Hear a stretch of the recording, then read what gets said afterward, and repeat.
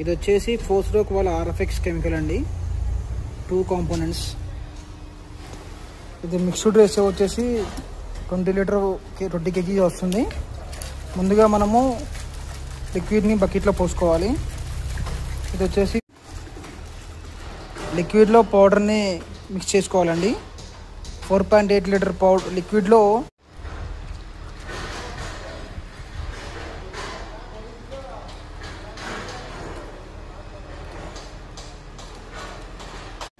బాగా మిక్స్ చేసుకున్న తర్వాత అప్లై చేసేయాలండి. ఇది 5 to 10 minutes మిక్స్ చేసుకోవాలి బాగా రేషియోని.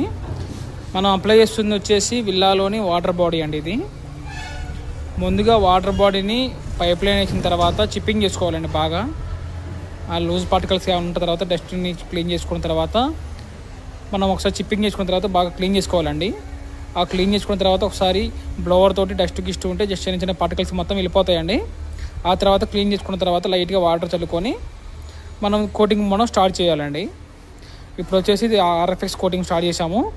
ఇది వచ్చేసి 180 to 200 SFT వస్తుందండి.